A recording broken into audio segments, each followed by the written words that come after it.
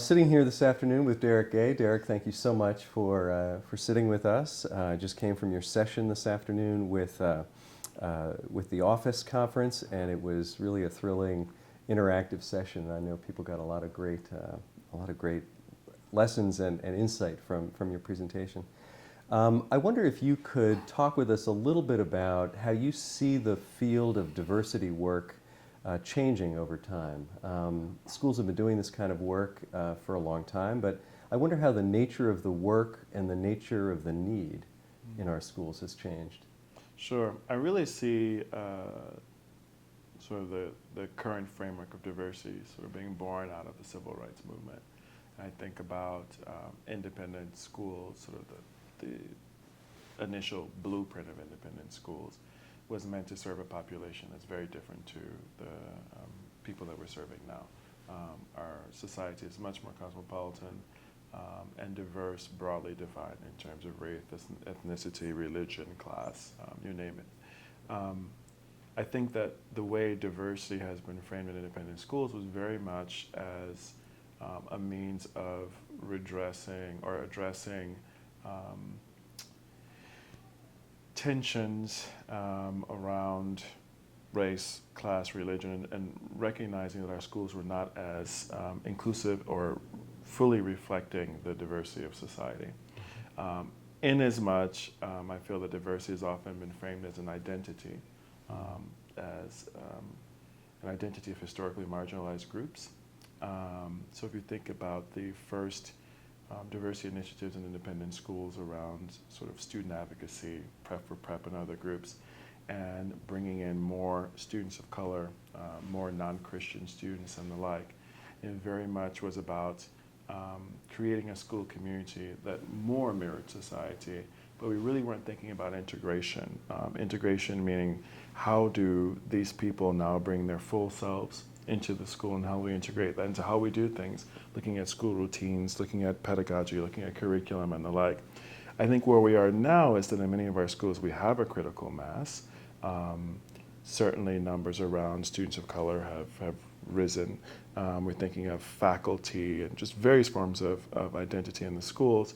But now that we have this type of difference, the question is, how do we create a school where everyone can bring his or her full self and have that reflected in how we do things? And so it makes sense now that the conversation is shifting from how do we bring more difference into the school into thinking about ways that we can create a school environment where everyone can be affirmed.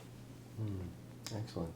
And what do you think the future holds then? What do you see as maybe the next 5 or 10 years of independent schools? If that progression that you described continues or changes, what do you think schools might look like? Yeah, I'm thinking of many of the hot topics around national discourse now, certainly issues around race, and we're realizing that while we don't have the right answers, that there are definitely different perspectives and perceptions around race.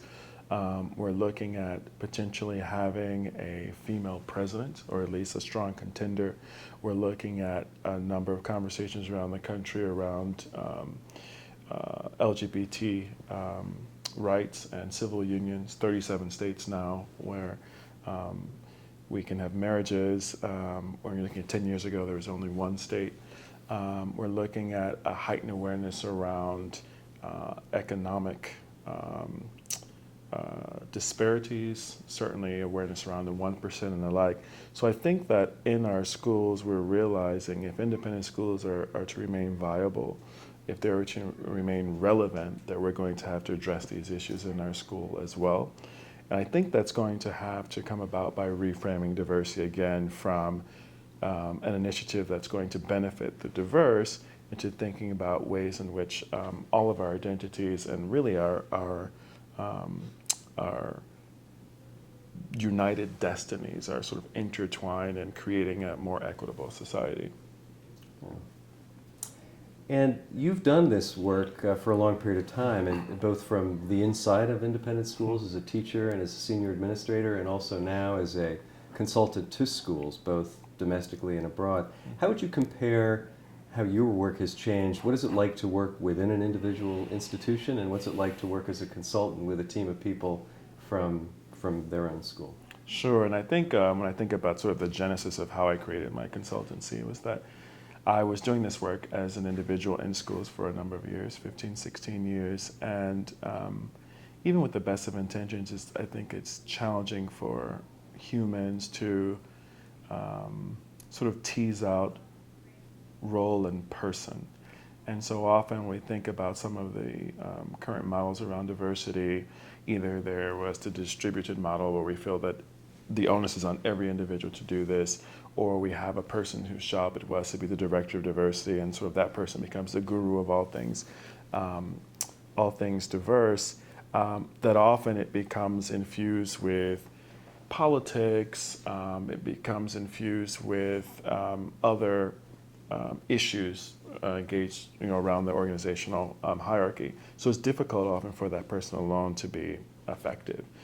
So after I completed my master's studies at the Klingenstein Institute, which the idea was I was meant to go on to be an administrator, I realized that this work around fostering inclusive communities was something that was important to me, and something I think is important to independent schools as well. I think the challenge was that independent schools, by and large, didn't know how even to address what issues needed to be resolved. And so when you don't know what to do, you continue doing what you've always done. I also found that as a person inside the schools, that often it was important to bring external people in to advance a dialogue, but often those people didn't have the lived experience of being in independent schools. They'd either come from public schools or they had come from academia. They were deeply engaged in research and the like, but they didn't have the lived experience of walking through an independent school, of being a teacher, of connecting with parents, of dealing with some of the tensions between the different constituent groups. And also, without having that lived experience, it's difficult to frame a conversation in a way that acknowledges the values and blind spots of each of those groups, and also presenting us in a way that feels relevant. So I said, wouldn't it be great to be that person? To be that person who has lived in independent schools during his entire professional career, but who also now has the ability to engage deeply in research and scholarship around best practices, around fostering inclusive communities, and to be the messenger, as it were, of best practices, and to really affirm schools in this work and not sort of point your finger and saying, here are the things that you're doing wrong, and present the work in a way that sort of speaks to the core of what independent schools are, which is tradition and identity, but sort of framing it in a way that addresses contemporary needs if we aim to be viable. That's great. And I would think, having worked in a number of schools myself, that insider's perspective that you bring even to a school that's new to you must be very helpful to the work, because I've seen a lot of conversations shut down by people, when people feel that, this person doesn't speak our language, or this person doesn't really get us.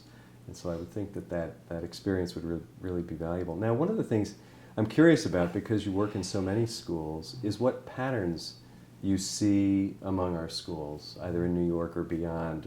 What are some of the similar things you think that schools are grappling with at this moment in time? Sure.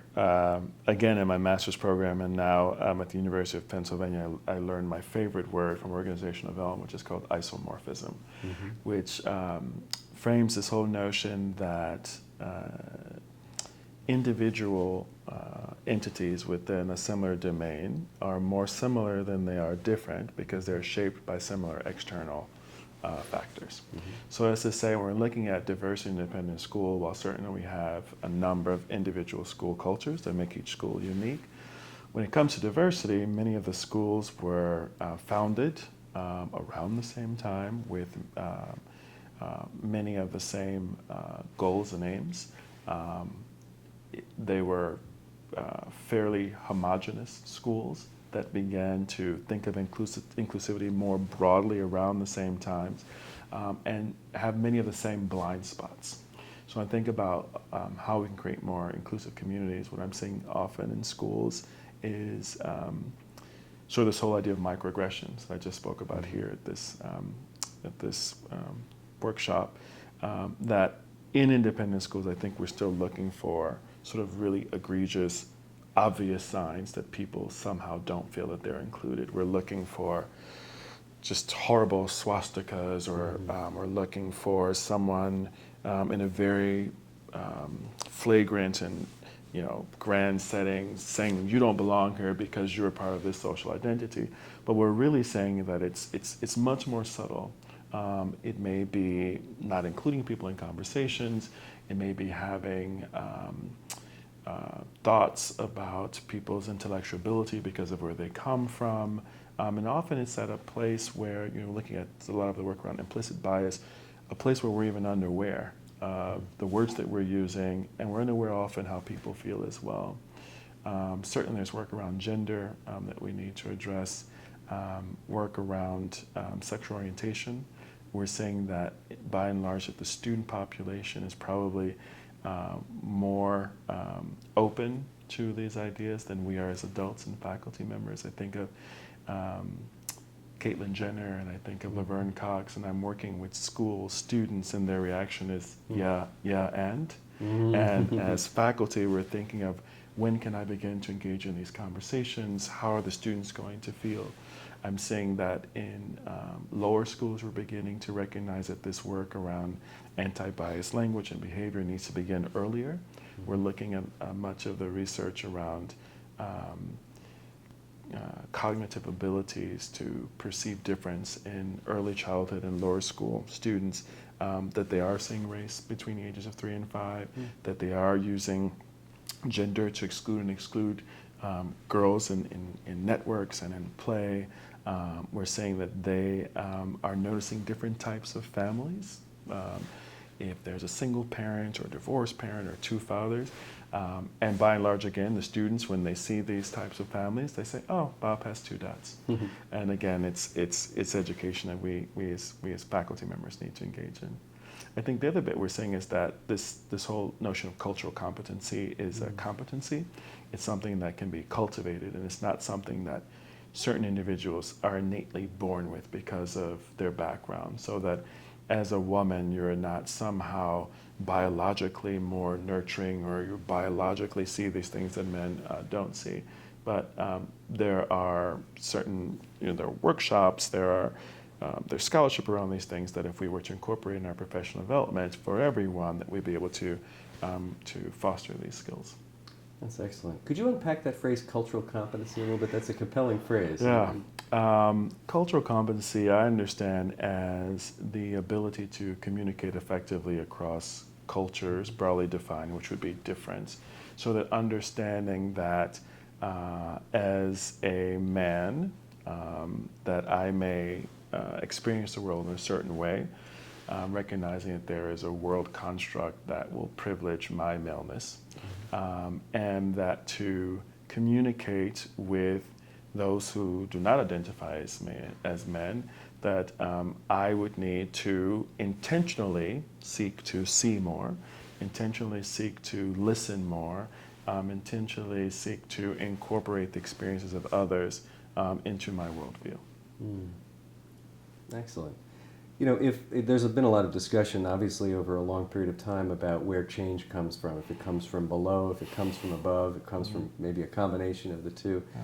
If you had a message to bring to heads of school, senior administrators, boards of trustees, people that are setting policy, setting the tone for change in schools, what would that message be? It's a great question. First, I think change is a process and not a product. And there's a way to construct change such that it doesn't undermine the identity of who we are, who we have been. And that change does not necessarily suggest that we're somehow undermining who we have been. I think that change is inevitable. And I often speak to schools about the mission statement and the vision statement. That the mission statement really is an articulation of who we are and our goals, and it informs and it intersects and it undergirds everything that we do. The vision statement is then looking at our mission and recognizing that there are other considerations. There are fiscal considerations. There are considerations around the social environment, there are considerations around what's important now, and iterating that mission in a way that's going to be relevant and meaningful to the challenges that we need to address today. So we look at, we talk about 21st century learning as if we aren't 15 years into the 21st century, but that we have morphed our learning goals and our strategies in a way that addresses the needs of 21st century citizens. And in doing so, we don't throw out the baby with the bathwater. We've kept what has been effective, and we have implemented strategies that align with our mission and who we are. So I don't see change as, I think the fear of change is it's somehow going to, it's going to change the very core of who we are. And I see change more of how do we better realize our mission. Excellent. Well, that's a wonderful place to end. I think very profound statement. And thank you again, Derrick, for your time this afternoon. And it's been a real pleasure talking with you. Thank you. Delighted to be here.